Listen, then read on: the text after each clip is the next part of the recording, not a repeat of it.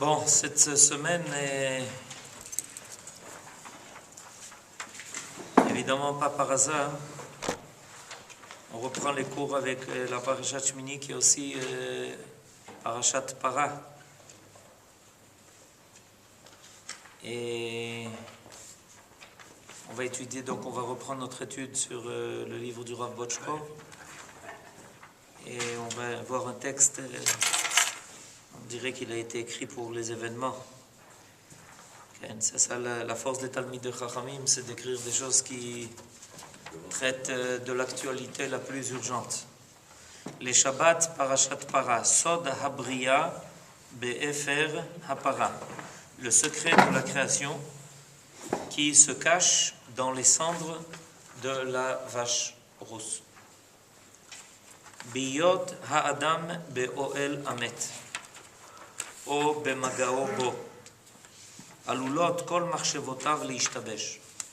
Quand un homme rencontre la mort dans la tente ou avec un contact avec lui, toutes ses pensées risquent de se brouiller. La rencontre avec la mort, c'est quelque chose qui est au niveau de l'homme, du niveau psychique de l'homme, est quelque chose de très difficile et qui risque de ne pas laisser chez l'homme une pensée claire, une pensée lucide.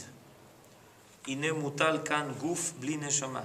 Voilà que se trouve maintenant un corps sans âme, kedomem natul erech, comme s'il n'avait plus de valeur. ומהו אפוא ערך החיים?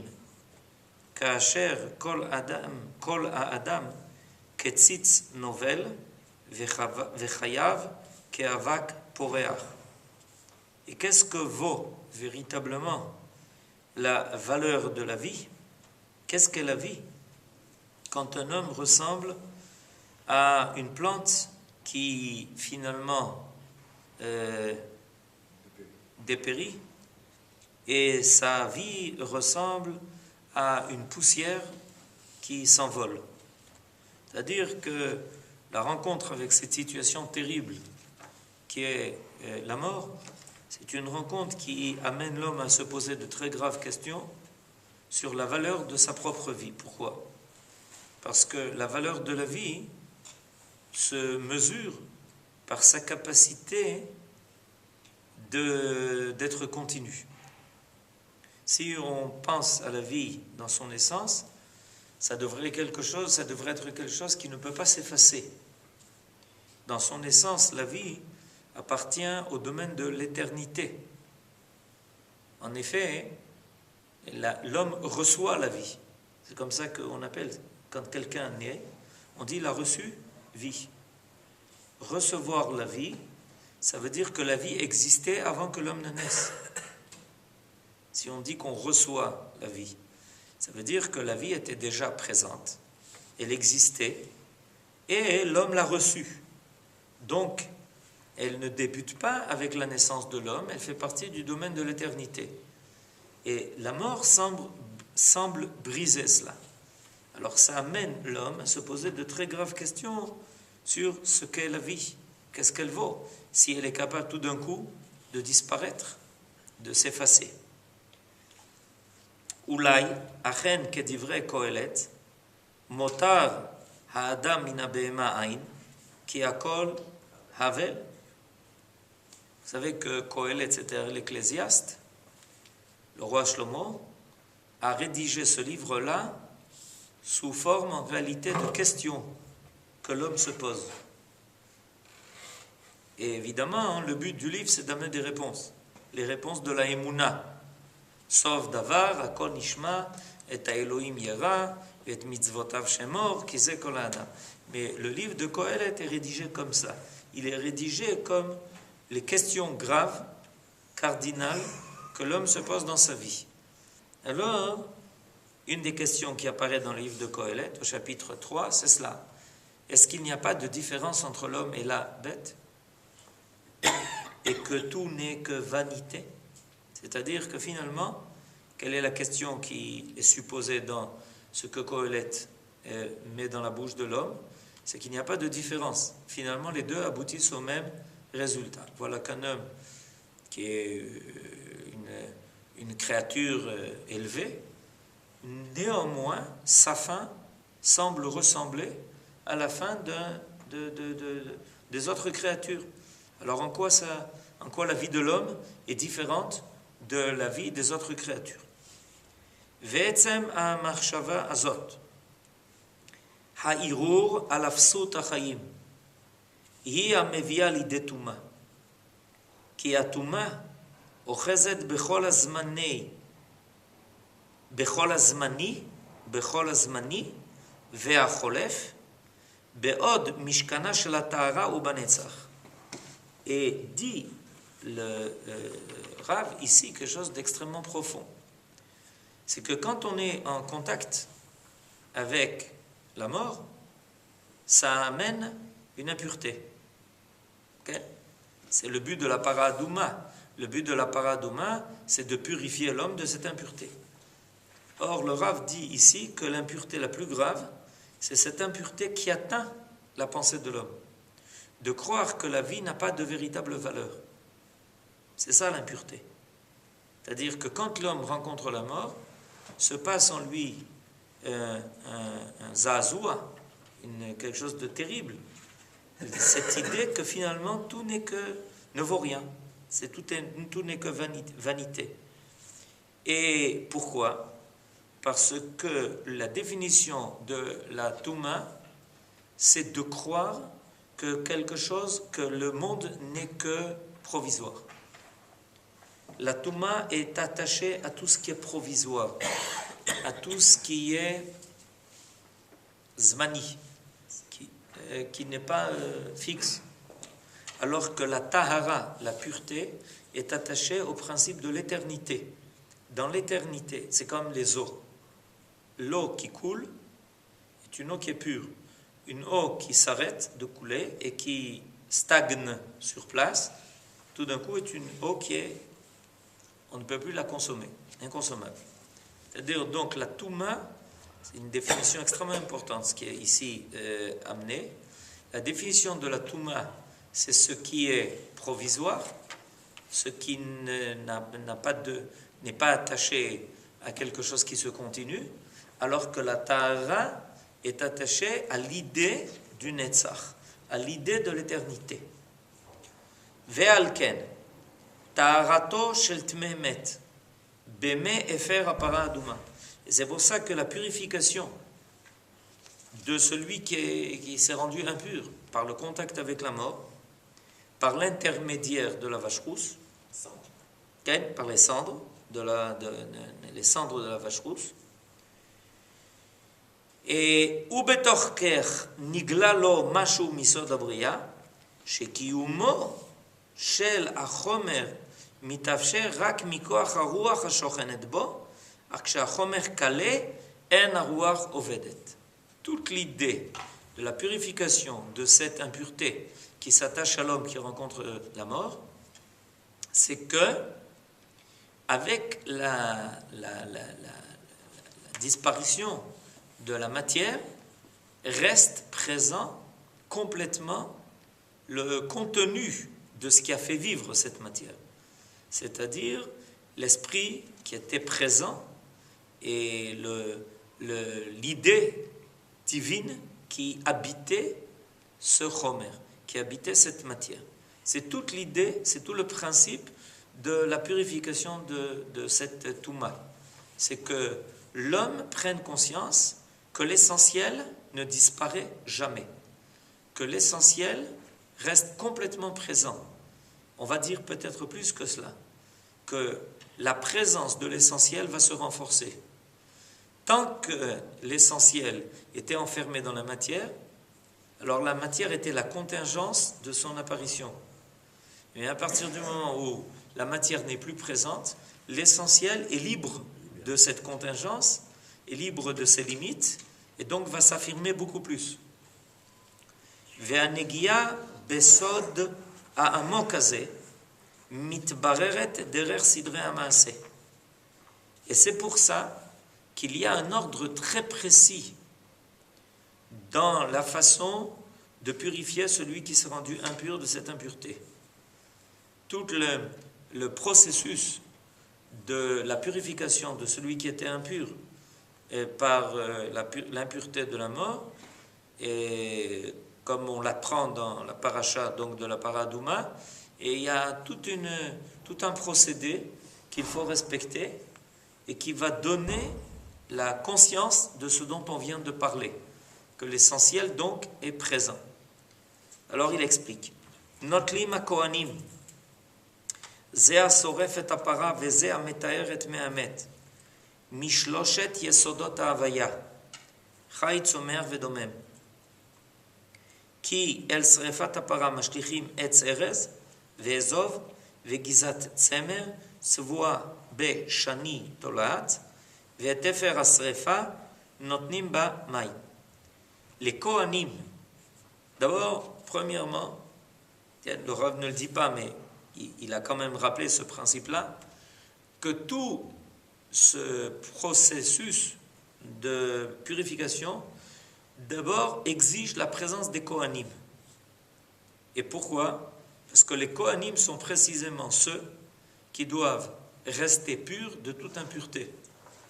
C'est-à-dire qui affirment par leur propre vie que celui qui est rattaché, ce qui est rattaché au divin ne peut pas se rendre impur. Le Kohen Gadol, pour rien, il n'a le droit de se rendre impur pour aucune cause. Les autres Kohanim, des cas très limités.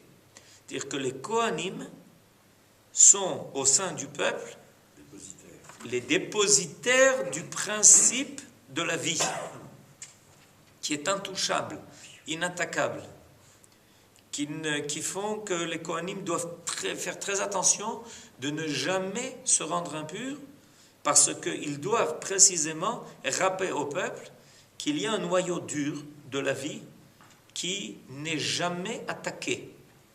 Donc, c'est les Kohanim qui doivent s'occuper de cela. On aurait pu, a priori, se dire, pour ce travail-là, il aurait été préférable de prendre d'autres personnes que les Kohanim.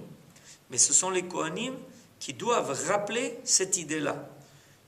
Deuxièmement, ces Kohanim prennent les trois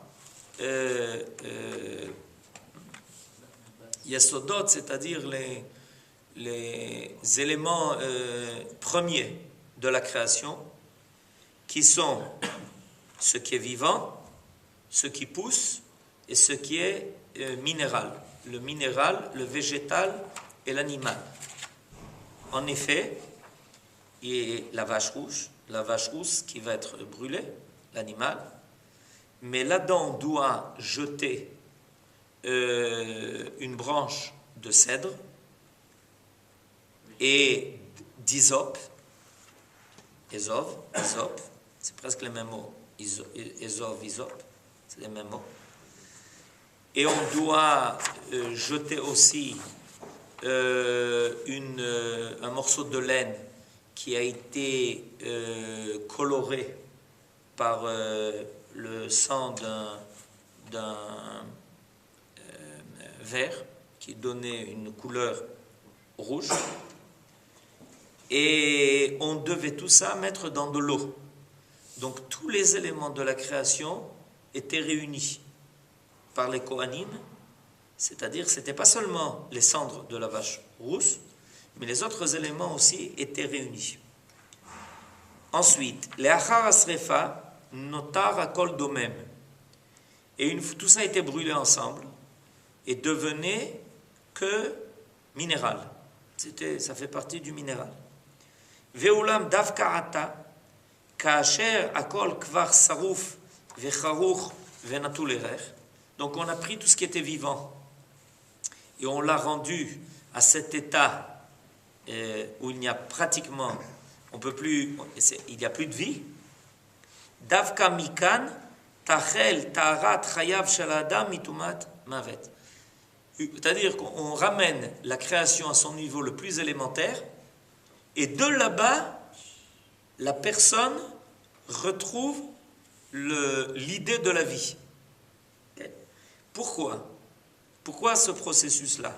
Quelle est l'importance de cette idée? L'importance de cette idée, c'est de dire que quand on regarde les différentes créatures, alors on a ce sentiment qu'il y a quelque chose qui est là, mais qui va disparaître, qui va se terminer.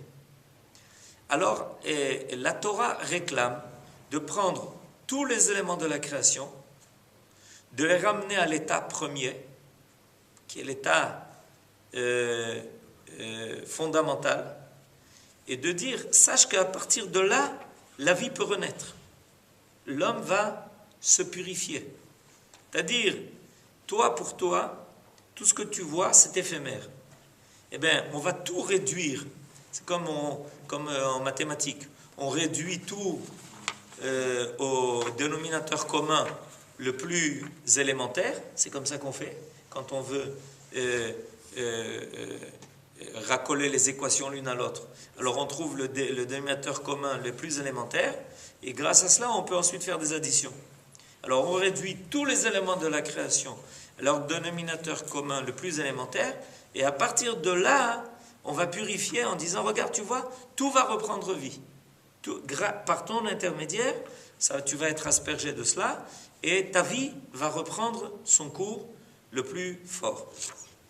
Ki keshem שביישרף העצם ובהינתן האפר אל מי הנידה על פי צו השם ותורתו נותרת רוח השם מרחפת על פני המים כך גם שוכנת רוח השם במשכן גופו של האדם.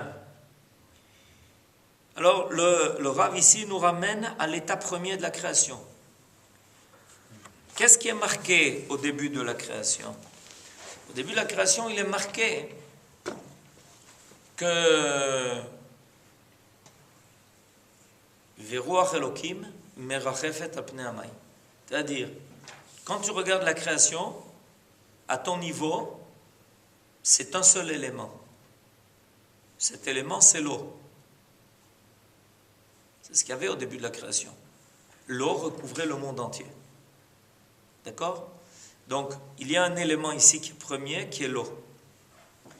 Et l'homme qui regarde cela ne voit pas où se trouve la vie. Tout est recouvert d'eau. Il n'y a rien qui existe.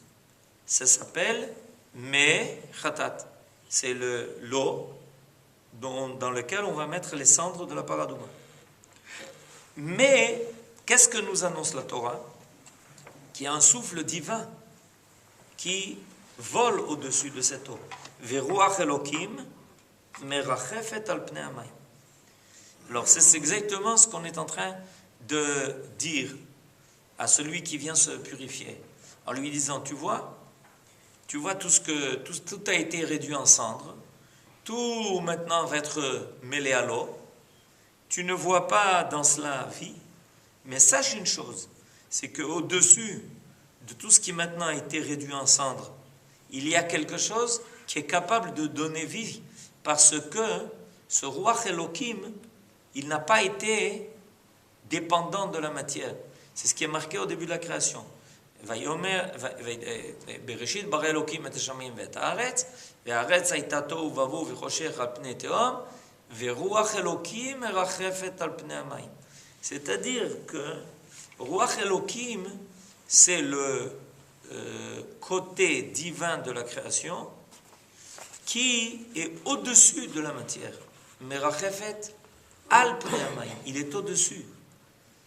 Et quand la matière peut intégrer, alors ça se trouve intégré dans la matière comme l'âme dans le corps de l'homme.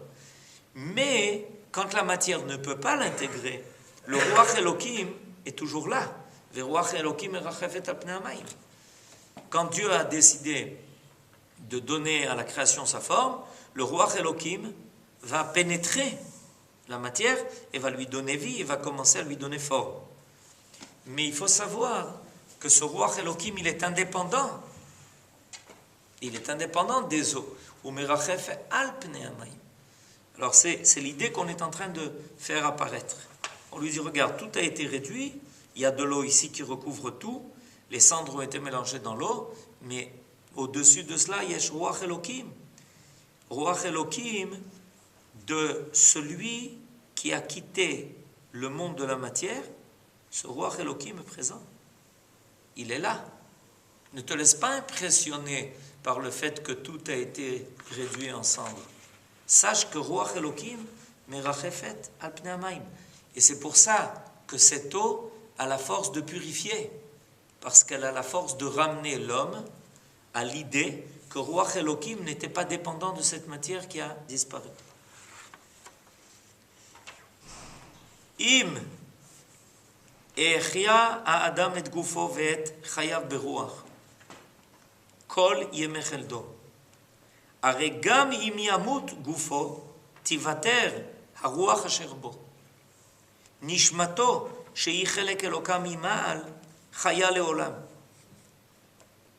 Si un homme a réussi à faire vivre son corps et à donner à sa vie un sens pendant tout le temps de son existence, même si son corps meurt, le Ruach qu'il a intégré dans sa vie reste présent. C'est Ruach Elohim Merachefet Pnei Hamayim, c'est le rôle de chacun de nous de se prendre ce Ruach et de l'intégrer dans notre vie. Et quand l'homme quitte ce monde, ce Ruach Elohim qui était Merachefet au-dessus de l'homme et que l'homme a intégré reprend sa place. Et il est à nouveau présent dans le monde en fonction de ce que l'homme a intégré dans sa vie. En fonction de ce que l'homme a intégré dans sa vie, de ce Ruach Elohim, ce Ruach Elohim retrouve sa place dans le monde après que l'homme quitte ce monde. C'est évidemment sa Neshama qui a intégré ce Ruach Elohim, Shei Chelek Elokam Imal, qui est une apparition de la force divine. Et ça, c'est définitif. Umeidar Gisa.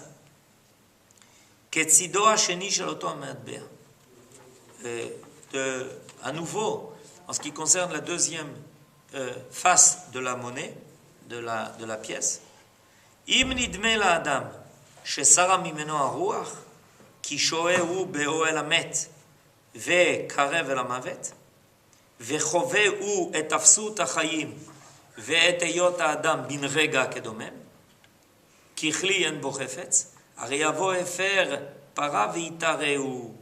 Et quand l'homme va rencontrer donc la mort, et qu'il va être très impressionné de cela, ça va lui causer une secousse terrible. Alors, le but de ce Efer Paradouma, des cendres de la vache rousse, c'est de le ramener à cette conscience. C'est-à-dire, on lui dit, mais sache une chose, c'est qu'en réalité, l'essentiel est toujours présent et qu'il va te purifier de ce qui t'a profondément impressionné parce que tu t'es laissé impressionner par la disparition de la matière et que tu n'as pas pris conscience de la présence de ce qui était le Ruach Elohim. O az yigale sod abriya, shegam chomer שדוף ושרוף נושאו לחלוכית של מים חיים ושוכנת בו רוח השם המחיה את הכל. Et l'homme arrivera alors à comprendre le secret profond de la création, qui est que même lorsque la matière est brûlée, il y a quelque chose toujours de présent, une sève de vie, et c'est pour ça que l'eau dans laquelle on met les cendres de la vache rousse doivent être Maïm Chaim, c'est-à-dire les eaux les plus pures qui existent, qui contiennent l'idée de la vie. C'est-à-dire que ce que le Rav explique ici, que c'est phénoménal, on fait rencontrer ces deux contrastes, les cendres avec l'eau de vie, pour dire que la vie va triompher des cendres. Et que même lorsque tu mélangeras des cendres à cette eau de vie, Maïm Chaim, est celle qui va dominer parce qu'elle contient en elle Chaim, parce qu'elle contient en elle l'idée de la divinité. C'est de l'eau qui coule. Qui coule. C'est-à-dire comme la vie qui coule. Ça ne peut pas s'arrêter. Ça ne s'arrête pas. De l'eau vive. De l'eau vive, exactement. Zeu efo sod abriya vezot chukat haTorah. C'est le secret de la création, Et c'est le secret de cette loi de la Torah. En guf bli neshama, vegam en neshama blo guf. Guf ou neshama, em im terivem, dochu, velo yochlu kum. Ça fait partie des slichot de Rosh Hashanah selon le Nusach Ashkenaz, et qu'en réalité, on ne peut pas imaginer l'un sans l'autre. Il n'y a pas de possibilité d'imaginer l'un sans l'autre, okay? De penser au corps sans la neshama et à la neshama sans le corps, c'est-à-dire que la neshama est toujours prête à faire vivre. Vous comprenez ce que ça veut dire qu'il n'y a pas de neshama sans corps? Parce qu'a priori, quand quelqu'un décède, alors il y a un neshama sans corps. Or, le Rav nous dit non. Cette neshama va continuer son rôle de faire vivre. On sait bien qu'un homme ne peut pas vivre seulement par son corps. Donc il n'y a pas de gouffre sans neshama. Mais comment on peut dire qu'il n'y a pas de neshama sans gouffre? Ça veut dire que si la neshama n'est plus présente dans ce gouffre, alors ça veut dire que cette neshama fait vivre autre chose. Obligatoirement. La présence de la neshama, ça veut dire la capacité de faire vivre quelque chose. Et quelque chose de beaucoup plus grand. Omnam tameh haguf mipnei she'alcha nishmato. Ach yesh tahara letumato shel hachai im v'kaasher יחיה האדם את גופו בנשמתו, ברוח השם אשר בו, וכך יחיה חיי עולם עד עד. C'est vrai que le corps devient impur quand la neshama l'a quitté. Mais il y a une pureté profonde qui peut apparaître chez celui qui est vivant et qui a été rendu impur par la présence de la mort. Quand l'homme est capable de faire vivre son corps par sa neshama, beruach Hashem asher bo, par l'esprit divin qui est en lui, vekach yichye chaye olam adeat. C'est-à-dire que il y a deux dimensions ici qui se révèlent. La première dimension qui se révèle, c'est au niveau de celui qui s'est rendu impur par la proximité de la mort. Celui-là doit retrouver le sens de la vie. Et au niveau de l'homme qui est vivant, il doit sans arrêt agir pour que finalement l'esprit, la présence divine qu'il est capable d'intégrer en lui soit tellement totale que même lorsque son âme va quitter son corps, son âme va continuer sa vie en faisant vivre autre chose, sans arrêt. Elle n'arrêtera plus son rôle. L'âme n'arrêtera plus son rôle. Elle avait son rôle de faire vivre ce corps. En quittant ce corps, elle continue de faire vivre de plus en plus. Okay? C'est pour ça qu'on dit tzadikim, afilu bemitatam kruyim chayim. Pas dans le sens seulement qu'il continue d'être appelé vivant, mais dans le sens qu'il continue de donner vie. Kroyim chayim. Kroyim chayim, klomar, hem chayim. Ki rak hachitzoniut nisrefet beisaref aguf. Parce qu'il n'y a que le côté extérieur qui disparaît avec le corps. Ach az notar hagarin habilti nireh. Mais à ce moment-là, va apparaître le noyau qui est invisible et qui est l'essentiel de l'homme. Aluz sheusod hakiyum. Le noyau profond qui est le véritable secret de l'existence de l'homme. Ou mietzem aluz mina neshama asher koach chayeh ad ensof.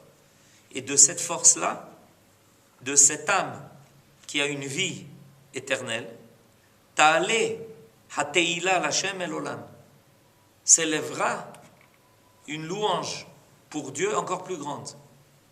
Tavo neshama she'enena niret, se présentera l'âme qui ne se voit plus dans ce monde-ci par l'intermédiaire du corps. Vete'alel la asher enenu nire, c'est-à-dire que l'âme a maintenant la force de s'approcher de ce qui est invisible, c'est-à-dire Dieu, et de pouvoir complètement agir. Tehalel, c'est dire un chant, mais c'est un chant de vie, sans avoir les limites du corps qui lui étaient imposées auparavant, qui est Kol Adam, parce que c'est le but de chaque homme, d'arriver à ce niveau-là, que sa vie s'élève tellement que finalement, il continue de remplir son rôle de façon éternelle et de révéler la volonté divine sans aucune limite. Quelqu'un peut-être? Si avant la naissance, Roi Elohim et il y a déjà la présence divine. Okay. Et que après la mort aussi, la présence divine, le Rav il a dit, la Neshama, qu'est-ce que la vie a ajouté? C'est que la personne. Qu'est-ce que la vie de l'homme a rajouté? Qu'est-ce que la vie de l'homme a rajouté? Okay. C'est que l'homme, il a acquis, cette présence-là, il a ramené à lui, il a acquis, c'est devenu son kinyan, qui est devenu son nom. Son nom. Ruach Elokim merchefet al pnei hamayim, la création n'a pas de forme. C'est un capteur, l'homme est un capteur, il capte et il continue à faire vivre, c'est ça. Et il développe. Il développe la vie. Il développe, par ses propres forces, il développe ça. C'est-à-dire que au début de la création, de l'eau, sans aucune forme. Qu'est-ce qu'on voit? Un monde d'eau sans aucune forme. Ruach Elokim merchefet. Le monde intègre, et alors, quand il intègre, apparaît des formes, la richesse de la création, qui est l'intégration de Ruach Elokim dans chaque domaine possible. Et c'est ce qu'un homme fait dans sa vie.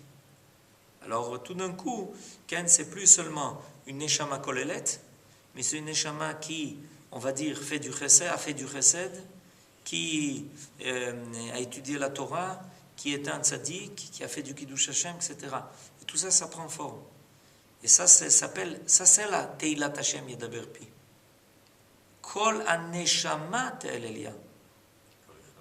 Kol Aneshama Te'alelia. Il n'y a pas marqué Kol Adam Ye'alelia. Kol Aneshama. C'est-à-dire que l'homme a intégré ce Ruach Elokim dans sa propre vie et c'est devenu un Hallel à Dieu parce qu'il a révélé dans sa propre vie ce qu'était cette force divine. Ça prend des dimensions énormes.